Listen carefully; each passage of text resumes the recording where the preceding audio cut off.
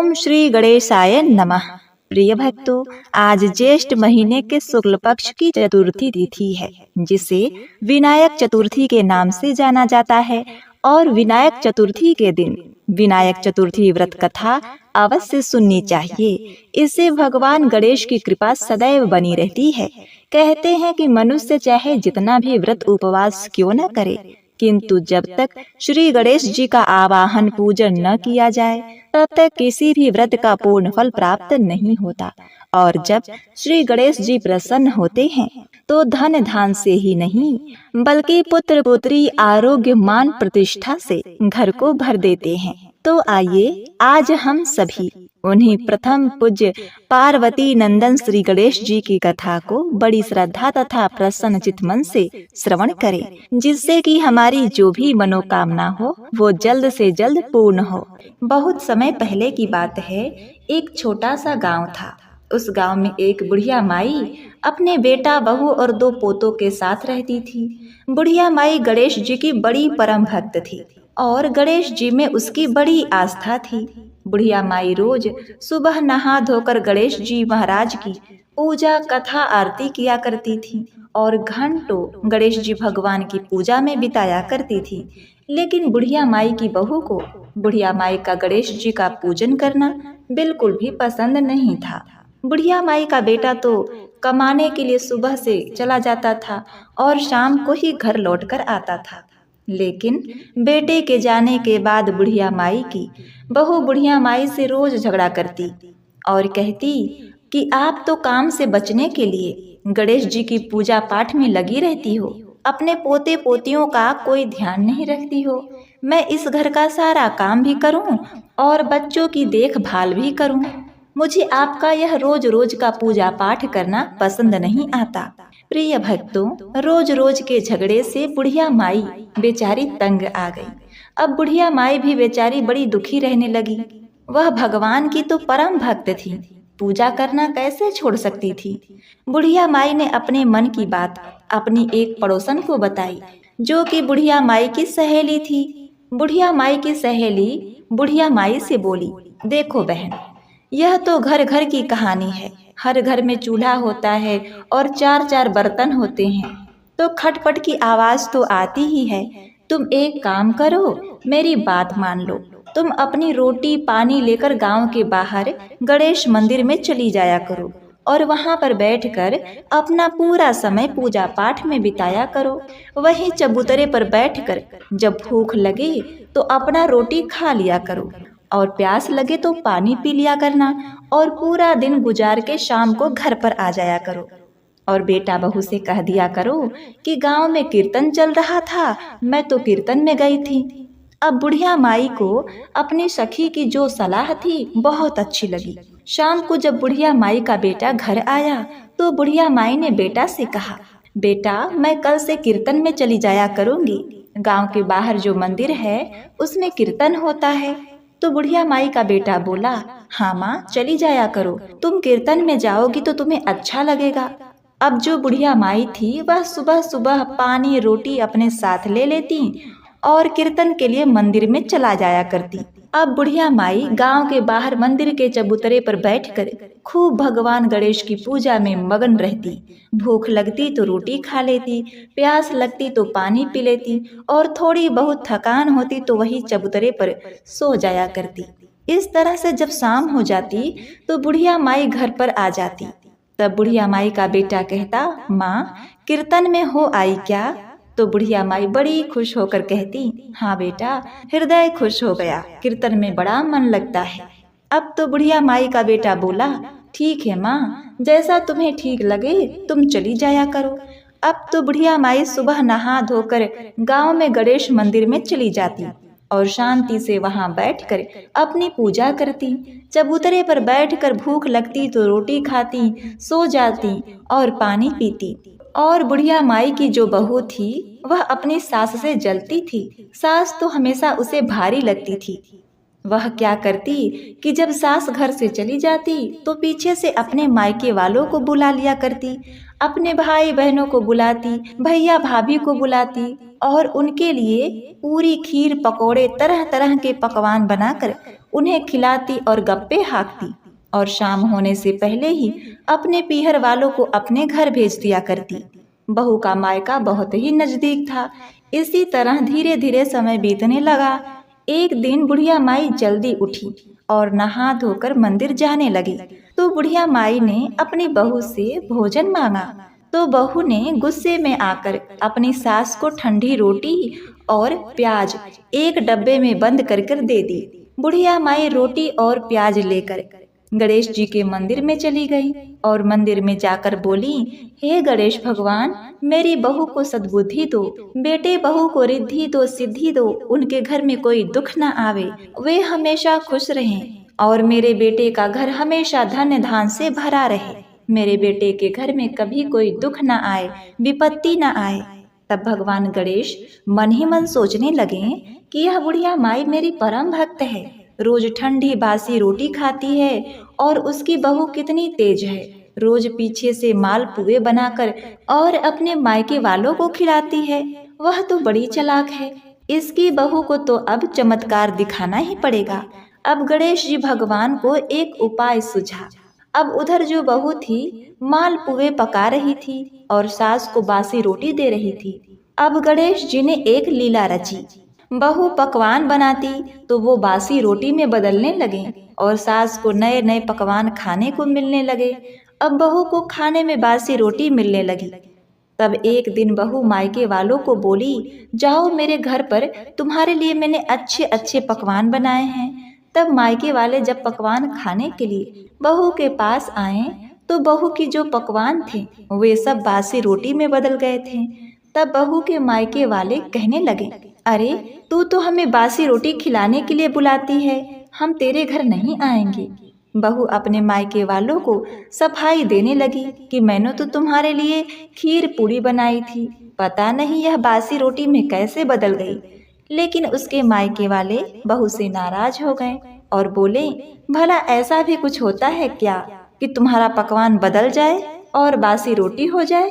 ऐसा नहीं हो सकता, तू हमें तो बासी रोटी खाने के लिए बुलाती है। अब क्या था, मायके वाले नाराज होकर अपने घर चले गए। अब बहू को बासी रोटी खानी पड़ी। अगले दिन सास के जाने के बाद बहू ने दाल बाटी चूरमा बनाया और फिर से अपने मायके वालों से कहा कि मैंने आज तुम्हारे लिए दाल बाटी चूरमा बनाए हैं, आओ आके खाना खा लो। मायके वाले बेटी के घर दाल बाटी चूरमा खाने के लिए आए तो बहू के आश्चर्य का ठिकाना न रहा। दाल बाटी चूरमा की जगह बासी रोटी और प्याज पड़ा था। अब तो मायके वाले बहू के लिए अत्यंत ही नाराज हो गए। बोले कि तू तो झूठ बोलती है, तूने तो दाल बाटी चूरमा नहीं बनाया, तो हमें क्या भिखारी समझती है कि जो हम तेरे घर बासी खाना खाने आएंगे? हर रोज किसी से बुलावा भेजकर हमें यहाँ बुला लेती है और हम पागल की तरह यहाँ भागे भागे चले आते हैं। मायके वाले बहू को 4 बातें सुनाकर वहाँ से चले गए। अब उधर सास जब खाने को बैठी तो उसने अपनी खाने की पोटली खोली तो उसमें दाल बाटी चूरमा मिला। अब सास को भी समझ में नहीं आ रहा था कि यह आजकल बहू को क्या हो गया है, नए नए पकवान खाने को दे रही है। साथ ही उसने सोचा कि शायद मैं रोज कीर्तन का नाम लेकर घर से बाहर आती हूँ, इसीलिए मेरी बहू अब खुश रहती है। अब बुढ़िया माई ने सोचा, कोई बात नहीं, रोज घर में क्लेश होता था, अब भी शांति हो गया है और बहू भी खुश रहती है और मुझे भी गणेश भगवान की पूजा करने का समय मिल जाता है। तब एक दिन बुढ़िया माई की बहू ने अपने पति से बोली कि देखो जी, मैं रोज पकवान बनाती हूँ और वह बासी रोटी में बदल जाते हैं, पता नहीं क्या तुम्हारी माँ कोई जादूगरनी है क्या? वह हर रोज कोई टोना टोटका करती है और इसीलिए मेरे पकवान बासी रोटी में बदल जाते हैं। तो बुढ़िया माई का बेटा अपनी पत्नी से बोला, अरे भाग्यवान, मेरी माँ ऐसा भला क्यों करेगी? दूसरे दिन बुढ़िया माई का बेटा काम पर जाने की कहकर अपने घर के पीछे छिपकर बैठ गया कि देखता हूँ कि मेरी पत्नी झूठ बोलती है या सच। सच जानने के लिए छिपकर बैठ गया और यह बात उसने अपने पत्नी से नहीं बताई। अब बुढ़िया माई जब कीर्तन का नाम लेकर जाने लगी तो बहू ने फिर से बासी रोटी और प्याज कपड़े में बांधकर बुढ़िया माई को दे दी। बुढ़िया माई खुशी खुशी ठंडी रोटी और प्याज लेकर चली गई। पीछे से बहू ने फिर से मालपुए खीर बनाई और अपने मायके वालों को भोजन के लिए बुलवाया। जैसे ही उसके मायके वाले आए और वह भोजन करने के लिए बैठे और उन्होंने बर्तन को खोला तो मालपुए की जगह बासी रोटी और खीर की जगह प्याज मिला, क्योंकि उस दिन बहू ने अपनी सास को बासी रोटी और कांदा पोटली में बांध कर दिया था। अब बहू का जो पति था वह सब कुछ देख रहा था। फिर उसका पति घर के पिछवाड़े से चुपचाप निकलकर बाहर आया और अपनी माँ को गांव में खोजने लगा, लेकिन बुढ़िया माई उसे कहीं नहीं मिली। तभी बुढ़िया माई के बेटे ने अपने माँ की सहेली के घर गया और बुढ़िया माई के बेटे ने अपनी माँ की सहेली से पूछा कि मेरी माँ घर से कीर्तन का नाम लेकर जाती है, लेकिन गांव में तो कहीं भी कीर्तन नहीं हो रहा। काकी, क्या आपको मालूम है कि मेरी माँ कहाँ जाती है? तब बुढ़िया माई की सहेली ने बुढ़िया माई के बेटे से बताया, बेटा, तेरी बहू तेरे काम पर जाने के बाद तेरी माँ के साथ बहुत लड़ाई झगड़ा करती थी, उसे बासी रोटी खाने के लिए देती थी, इसीलिए वह गणेश मंदिर में जाती है और वहीं पूजा पाठ करती है, क्योंकि तेरी बहू तो उसे पूजा पाठ करने नहीं देती। बुढ़िया माई की सहेली ने बुढ़िया माई के बेटे को पूरी सच्चाई बता दी। बुढ़िया माई का बेटा गणेश मंदिर में पहुंचा तो उसने देखा कि उसकी माँ खाना खा रही थी। अब उसकी माँ ने जब खाने की पोटली खोली तो उसमें मालपुआ और खीर रखा हुआ था, जबकि उसके बेटे ने खुद छुपकर देखा था कि उसकी पत्नी ने बासी रोटी और प्याज पोटली में बांध कर दिया था। अब तो उसके बेटे का माथा ठनका कि सच में उसकी पत्नी सच कहती है कि मेरी माँ तो सच में जादूगरनी है। वही बासी रोटी को मालपुए में खीर में बदल देती है। बुढ़िया माई का बेटा यह सब देखकर घबरा गया। अब उधर स्वर्गलोक में बैठे हुए गणेश भगवान यह देखकर सोचने लगे कि बेटा तो अब अपनी माँ को ही गलत समझ रहा है। अगर यह मेरी भक्त को गलत समझ लेता है तो मेरी भक्ति पर कौन विश्वास करेगा।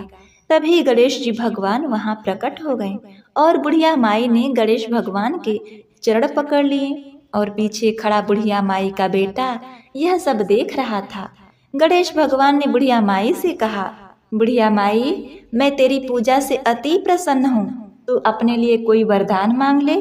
तब बुढ़िया माई बोली, हे गणेश जी, हे भगवान, मरने से पहले मुझे आपने अपने दर्शन दे दिए, तो अब मुझे जीवन में क्या चाहिए प्रभु? अगर आप देना ही चाहते हैं तो मेरे बहू बेटों को दीजिए, मेरे बहू को सद्बुद्धि दो, मेरे बेटे को तरक्की दो, मेरा घर अन्न धन से भरा रहे, मेरे घर में दुख क्लेश कभी न फटके, मेरे नाती पोते सदा बरकत करें और वह अपने भविष्य में आगे बढ़ें, यही आशीर्वाद दीजिए। गणेश भगवान बुढ़िया माई से बोले, बुढ़िया माई, अपने लिए भी तो कुछ मांग, अभी भी तूने बहू बेटों के लिए ही मांगा है। और तब बुढ़िया माई कहने लगी, बहू बेटों के लिए मांग लिया वही बहुत है, मैं अपने लिए भला क्या मांगूंगी। तब गणेश भगवान बोले, बुढ़िया माई, तू तो बड़ी भोली है, तेरी बहू तुझे रोज बासी रोटी और प्याज खाने के लिए देती है और तेरे पीछे से बढ़िया बढ़िया माल बनाकर अपने मायके वालों को खिलाती है और खुद खाती है, और तेरा बेटा तुझे तेरी बहू के सिखाने से तुझे जादूगरनी समझ रहा है, जबकि तेरे बहू के बनाए हुए भोजन को मैं ही बासी रोटी में खुद बदल देता हूँ। बुढ़िया माई गणेश भगवान से बोली, हे गणेश भगवान, मेरी बहू मेरे बारे में चाहे कुछ भी बोले, कुछ भी समझे, लेकिन मेरा बेटा ऐसा नहीं है। मेरा बेटा तो बहुत ही भोला भाला है, मेरी बहुत इज्जत करता है। तब गणेश भगवान बोले, अच्छा बुढ़िया माई, ऐसा है तो तू पीछे मुड़कर देख तो सही, तेरा बेटा पेड़ के पीछे खड़ा हमारी ही बातें सुन रहा है। बुढ़िया माई ने पीछे मुड़कर देखा तो उसका बेटा पेड़ के पीछे नजर आया और भाग कर आया। गणेश भगवान के चरणों में गिरकर बड़ी ही उनसे क्षमा याचना करने लगा। तब गणेश भगवान ने बुढ़िया माई के बेटे से बोला, अरे मूर्ख, क्षमा मांगनी है तो अपनी देवी स्वरूप अपनी माँ से मांग, जिसने तुझे पाल पोस कर इतना बड़ा किया। आज तू अपनी माँ को ही जादूगरनी समझ रहा है, मगर पापी तू और तेरी पत्नी है, और जो तेरे माँ को बासी रोटी और प्याज खाने को देती है, और पत्नी के सिखाई में आकर तू अपनी माँ पर ही संदेह कर रहा है। बुढ़िया माई का बेटा अपनी माँ के चरणों में गिर पड़ा और गणेश भगवान आशीर्वाद देकर अंतर ध्यान हो गए। बुढ़िया माई का बेटा अपनी माँ के चरणों में गिरकर क्षमा मांगने लगा कि हे माँ, मुझे माफ कर दे, मुझसे बहुत बड़ी भूल हो गई। बुढ़िया माई ने अपने बेटे को उठाया और गले से लगा लिया। अब बुढ़िया माई का बेटा अपनी माँ को लेकर घर आ गया और अपनी पत्नी की पिटाई करने लगा, लेकिन उसकी माँ ने उसे ऐसा करने से रोक लिया और अपने बेटे से कहा, बेटा, बहू तो घर की लक्ष्मी होती है। अब बहू को अपनी गलती पर पश्चाताप हुआ। अब बुढ़िया माई का बेटा बहू सब मिलजुल कर गणेश जी की पूजा करने लगे। अब तो बहू को भी विश्वास हो गया था कि उसकी सासू माँ कितनी सच्ची हैं। उनकी लगन इतनी अच्छी है, पूजा पाठ करने से कोई जादूगरनी नहीं बनता। जो पूजा पाठ करते हैं वह सब तो साक्षात भगवान की कृपा होती है। अब बहू को अपनी गलती का बड़ा पश्चाताप हुआ। कहते हैं कि जिसको गलती करने पर पछतावा होता है तो उसे भगवान भी क्षमा कर देते हैं।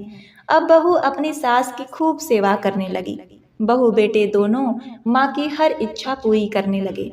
अब जो बुढ़िया माँ की बहू थी वह पूरी तरह से बदल चुकी थी। वह तो साक्षात घर की लक्ष्मी हो गई और गणेश जी की कृपा से बहू बेटों के घर में अन्न धन के भंडारे भर गए। तो एक बार प्रेम से बोलिए श्री गणेश भगवान की जय। आइए प्रिय भक्तों, अब सुनते हैं विनायक चतुर्थी व्रत कथा। इसके बाद आप सुनेंगे चौथ माता की कथा। बहुत समय पहले की बात है। एक नगर में एक निर्धन ब्राह्मणी रहा करती थी। उसके पति की समय से पहले ही मृत्यु हो गई थी। उसका एक 5 साल का पुत्र था। उसकी सास बड़ी ही कठोर हृदय वाली थी। उसे तरह तरह से प्रताड़ित करती थी। एक दिन सास ने बहू और पोते को घर से निकाल दिया, क्योंकि उसे ऐसा ही लगता था कि उसकी बहू अभागन है। उसकी वजह से उसके पुत्र की मृत्यु हो गई। अब क्या था, वे दोनों रोते बिलखते चलते चलते एक जंगल में जा पहुँचे। अब चलते चलते उन्हें थकान हो जाती है, तो वे एक बड़े से पेड़ के नीचे बैठ गए। वहाँ से थोड़ी ही दूर पर एक गणेश जी का मंदिर था। वहाँ बहुत से लोग गणेश जी के दर्शन करने आते थे। दर्शन करके गणेश जी को प्रसाद चढ़ाते थे, फिर वह प्रसाद सबको बांट देते थे। इस प्रसाद से माँ बेटे का गुजारा होने लगा। उन्हें थोड़ा बहुत खाने को मिलता और पेट की आग शांत हो जाती। और इस प्रकार दोनों गणेश जी की पूजा पाठ में लगे रहते थे। एक दिन की बात है, ब्राह्मणी अपने बच्चे के साथ रात्रि में सो रही थी। तभी उसे स्वप्न में भगवान गणेश जी ने दर्शन दिए और कहा, हे पुत्री, तुम्हारी निर्धनता जल्द ही दूर हो जाएगी। विनायक चतुर्थी का व्रत करो और साथ ही जंगल से ढेर सारे फूल लाकर उसकी मालाएं गूंथ कर उसे मंदिर के पास ही श्रद्धालुओं को बेचो। इस प्रकार तुम्हें आय की प्राप्ति होगी और दिन पर दिन तुम्हारी तरक्की होगी। अब क्या था, जब सुबह होता है तो उस ब्राह्मणी ने यह बात अपने पुत्र को बताया। तो पुत्र ने कहा, माँ, ये तो बहुत अच्छी बात है। जब गणेश बाबा आपको दर्शन दिए हैं तो हमें अवश्य ही फूल तोड़कर मालाएं बनाकर उन्हें बेचना चाहिए। वे हर रोज जंगल से फूल लाकर उसकी माला बनाकर बेचने लगे। साथ में पूजा की सामग्री और प्रसाद भी बेचने लगे। इससे उनको आमदनी होने लगी। गणेश जी की अनुकंपा से आमदनी बढ़ने लगी और उस ब्राह्मणी ने विनायक चतुर्थी का व्रत भी किया। गणेश भगवान की कृपा से जल्दी ही उन्होंने एक बड़ा सा मकान भी बनवा लिया और दुकान भी बना लिया। इसी प्रकार से कुछ वर्ष बीत जाते हैं और वह ब्राह्मणी का पुत्र बड़ा हो जाता है युवा अवस्था हो जाती है, वह विवाह योग्य हो जाता है।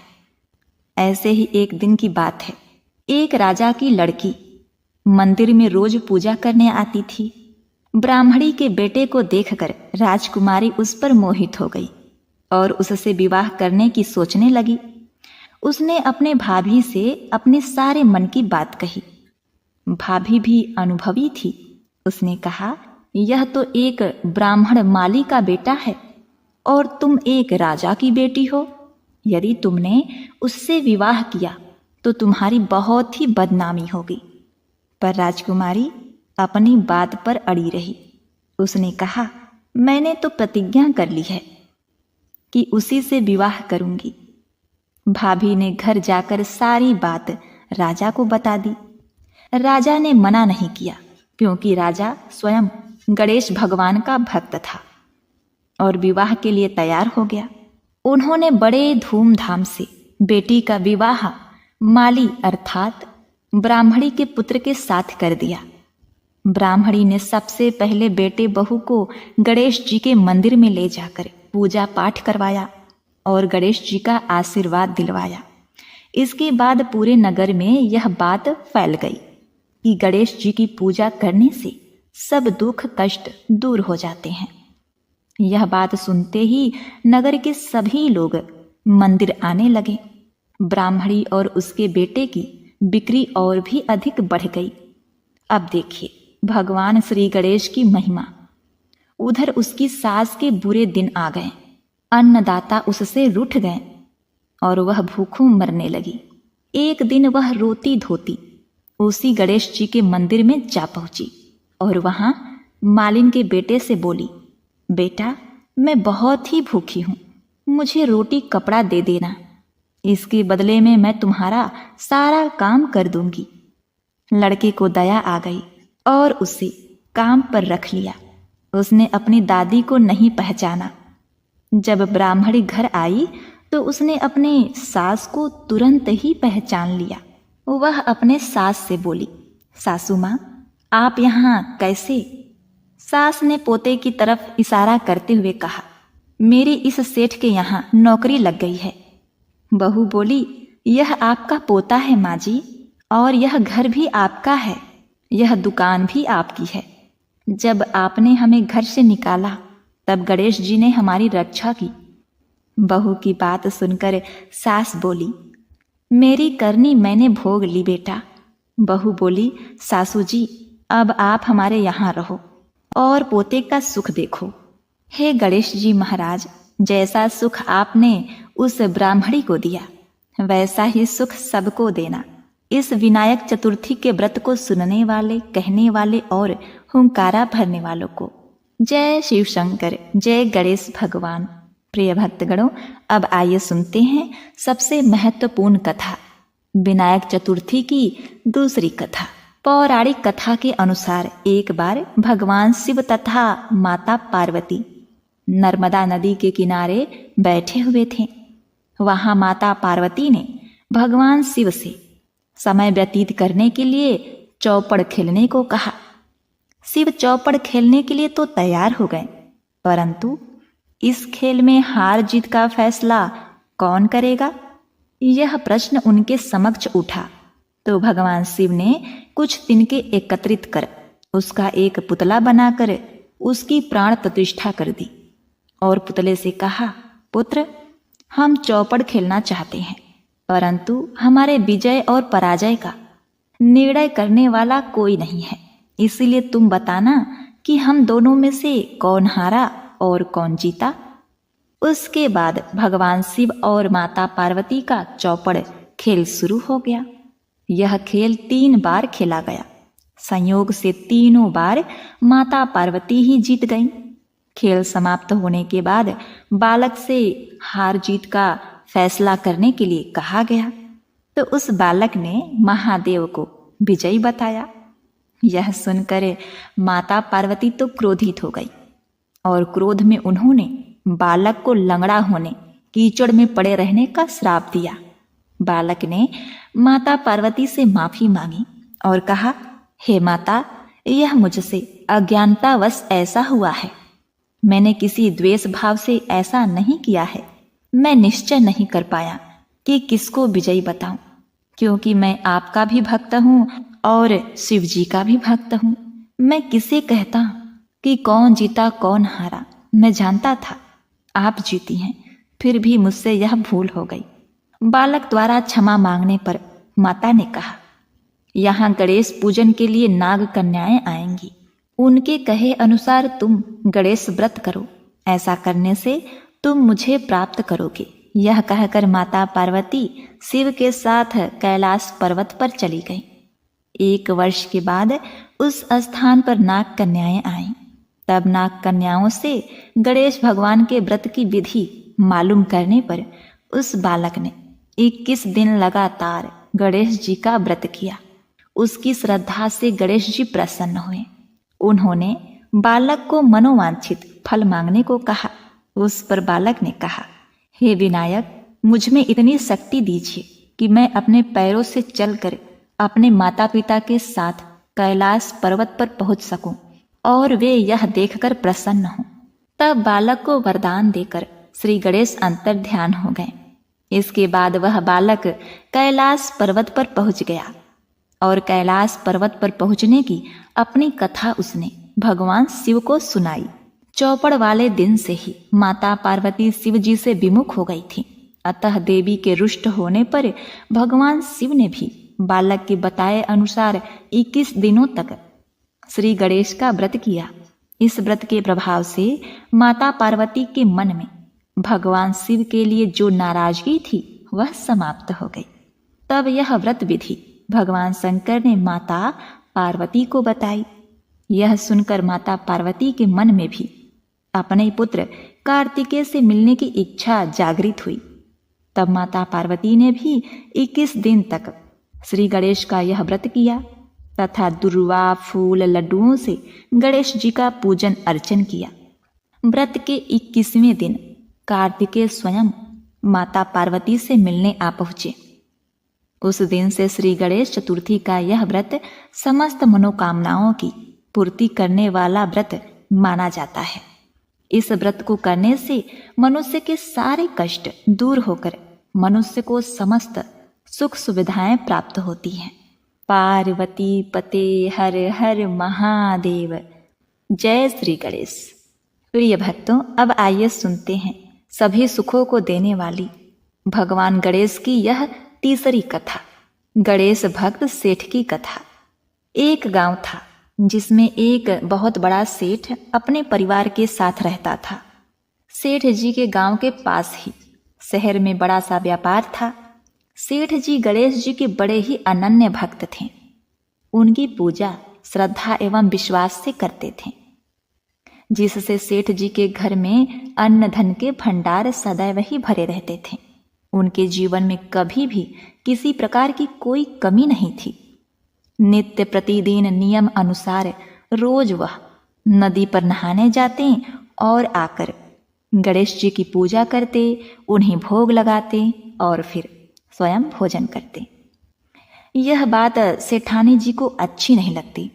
वो तो धार्मिक नहीं थी और ईश्वर में इतना विश्वास भी नहीं रखती थी। सेठानी को सेठ जी का पूजा पाठ करना, मंत्रों का उच्चारण करना, शंख बजाना, घंटी बजाना बड़ा ही कष्ट देता था। वह अपने कानों को जोर से दोनों हाथों से बंद कर लिया करती थी। जब तक कि पूजा समाप्त नहीं होती, वह सदैव अपने पति सेठ को लगातार खरी खोटी सुनाती रहती। वह हर रोज सेठ जी से कहती कि आप क्या फालतू के पूजा पाठ किया करते हैं, रोज घंटी और शंख क्यों बजाते हैं। मुझे बहुत ही पीड़ा होती है, मेरे कान दर्द करने लगते हैं। यह बात सुन के सेठ उसे बहुत ही समझाता। कहता, भाग्यवान, शंख और घंटी बजाने से घर में बुरी शक्तियां नहीं आती, भूत प्रेत दूर ही रहते हैं और कोई भी व्यक्ति टोना टोटका भी नहीं कर सकता। इसीलिए नित्य प्रति भगवान की पूजा और घंटी शंख बजाना अनिवार्य होता है। ऐसा करने से भगवान प्रसन्न होते हैं और घर में विराजमान रहते हैं। घर में सदैव लक्ष्मी का वास होता है।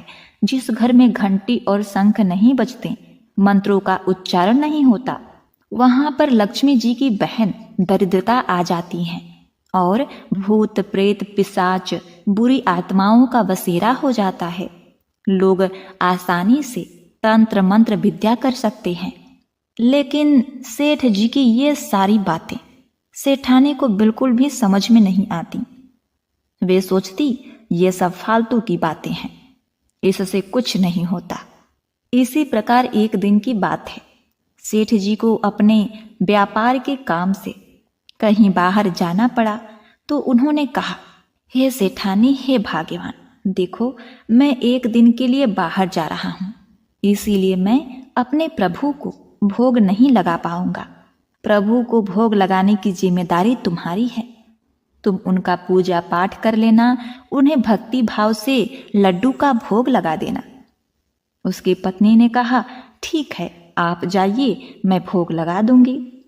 प्रिय भक्तों, अब देखिए, अगले दिन सेठ व्यापार के काम से बाहर चला जाता है तो सेठानी जी कहती हैं, आज तो देख लूंगी कि वो गणेश जी की पूजा कैसे करते हैं। अब सेठ जी के चले जाने के बाद सेठानी गणेश जी को उठाकर उनकी मूर्ति को कपड़े से ढक कर बगीचे में एक बड़ा सा गड्ढा खोदकर उसमें दबा देती है। जब सेठ व्यापार से वापस आता है तो वह अपने घर में गणेश जी की मूर्ति नहीं देखता है तो वह व्याकुल हो जाता है और रोने छटपटाने लगता है। उसने अपनी पत्नी से पूछा कि मेरे भगवान, मेरे प्रभु कहाँ हैं? उसकी पत्नी ने कहा, मुझे क्या पता आपके प्रभु कहाँ हैं। मैंने तो आपके कहे अनुसार उनको भोग लगाया और पर्दा लगाकर उन्हें सुला दिया। अब देखिए आपके भगवान कहाँ चले गए, मुझे तो नहीं मालूम। यह सब सुनने के बाद सेठ को पूरी तरह से विश्वास हो गया कि जरूर सेठानी ने ही मेरे भगवान को कहीं फेंक दिया है। अब सेठ दिन रात भूखा प्यासा रहने लगा, क्योंकि उसके प्रभु भी भूखे थे। इसीलिए सेठ जी ने अन्न जल का भी त्याग कर दिया और गणेश जी से प्रार्थना करने लगे, हे प्रभु, लगता है आप मुझसे रुष्ट हो गए हो और कहीं चले गए हो। आप अपनी कृपा दृष्टि मुझ पर बरसाइए। ये प्रभु, मुझे दर्शन दीजिए। सेठ जी ने मन ही मन सोचा कि जब तक आप मुझे मिल नहीं जाते, मुझे दर्शन नहीं देते, तब तक मैं अन्न जल का त्याग करता हूँ। उस दिन पूरा दिन निकल गया। रात्रि में सेठ जी की भक्ति से प्रसन्न होकर भगवान श्री गणेश ने उन्हें सपना दिखाया। सपने में सेठ ने देखा कि बाल रूपी गणेश जी एक चूहे के साथ खेल रहे हैं और वह चूहा दौड़ता दौड़ता उस सेठ के बागीचे में गया और एक गड्ढा खोदने लगा। तभी अचानक सेठ की नींद खुल जाती है। सेठ जी बागीचे में दौड़े दौड़े जाते हैं और वहीं पर खोदने लगते हैं जहां उन्होंने सपनों में देखा था। वहीं से उनको थोड़ी सी जमीन खोदने पर कपड़े में लिपटे हुए गणेश जी की मूर्ति मिल जाती है। सेठ जी गणेश जी की मूर्ति की पूजा करके उनको स्थापित करते हैं और सेठानी से पूछने लगते हैं। सेठानी ने सारा वृत्तांत उन्हें सुना दिया। तभी अचानक से सेठ जी के घर एक बालक आता है। कहता है, सेठ जी, आपने गणेश जी को तो भोग लगा दिया, मुझे प्रसाद नहीं दोगे? सेठ जी कहते हैं, पुत्र अभी रुको, मैं तुम्हें प्रसाद लेकर आता हूँ। जैसे ही सेठ सेठानी अंदर प्रसाद लेने गए, जब वापस आए तो देखा कि वह बालक नहीं है और गणेश जी की प्रतिमा से आश्चर्यजनक प्रकाश निकल रहा है। यह देखकर दोनों समझ गए कि स्वयं गणेश जी उन्हें दर्शन देने के लिए बालक के रूप में उनके घर पधारे थे। अब यह नजारा देखकर सेठानी के मन में और हृदय में भगवान के प्रति सच्ची श्रद्धा उत्पन्न हो जाती है। वह भगवान श्री गणेश से बहुत ही क्षमा याचना करती है और कहती है, हे प्रभु, मैं आपका नित्य प्रति पूजा किया करूंगी, व्रत करूंगी, उपवास करूंगी, मेरे गलती के लिए मुझे क्षमा करना। इस प्रकार वह सेठानी भगवान श्री गणेश जी की भक्त बन जाती है और सेठ जी से कहती है, मुझसे बड़ा अपराध हो गया है, अब हम दोनों पति पत्नी गणेश जी भगवान की आराधना करेंगे। उनकी पूजा में कभी कोई कमी नहीं होने देंगे। यह सुनकर सेठ भी अत्यधिक प्रसन्न हो जाता है और दोनों पति पत्नी गणेश भगवान को धन्यवाद करते हैं। और इस प्रकार कुछ वर्षों बाद सेठानी का एक पुत्र जन्म लेता है। इस प्रकार सेठ और सेठानी का जीवन सुखमय और आनंद पूर्वक गुजरने लगता है। जय हो गणेश भगवान। जैसी अनुकंपा आपने सेठ सेठानी के ऊपर बनाए रखी, वैसी अनुकंपा अपने भक्तों पर बनाए रखना। ओम गंग गणपतये नमः। प्रिय भक्तगणों, अब आइए सुनते हैं गणेश जी की आरती। जय गणेश जय गणेश जय गणेश देवा, माता जकी पार्वती पिता महादेवा। एक दंत दयावंत चार भुजाधारी, माथे सिंदूर सोहे मूस की सवारी। जय गणेश जय गणेश जय गणेश देवा, माता जकी पार्वती पिता महादेवा। पान चढ़े फूल चढ़े और चढ़े मेवा, लड्डुअन का भोग लगे संत करे सेवा। जय गणेश जय गणेश जय गणेश देवा, माता जकी पार्वती पिता महादेवा। अंधन को आँख देत कोढ़िन को काया, बाझन को पुत्र देत निर्धन को माया। जय गणेश जय गणेश जय गणेश देवा, माता जकी पार्वती पिता महादेवा। सूर श्याम शरण आए सफल कीज सेवा, माता जकी पार्वती पिता महादेवा। जय गणेश जय गणेश जय गणेश देवा, माता जकी पार्वती पिता महादेवा। दीनन की लाज रखो शुभ सुतकारी, कामना को पूर्ण करो ताऊ बलिहारी। जय गणेश जय गणेश जय गणेश देवा, माता जकी पार्वती पिता महादेवा। कर्पूर गौरम करुणावतारम, संसार सारम भुजगेन्द्रहारम। सदा वसन्तं हृदयारविन्दे, भवं भवामि सहितं नमामि। ओम गणेशाय नमः। हे गणेश भगवान, आप अपने सभी भक्तों पर कृपा दृष्टि बनाए रखिए देव। आप सबका शुभ करें, सबका मंगल करें। इस चैनल को सब्सक्राइब, लाइक और शेयर। इस कथा को भक्ति भाव से सुनने वाले अपने भक्तों पर कृपा दृष्टि सदैव बनाए रखिएगा। जय श्री गणेश।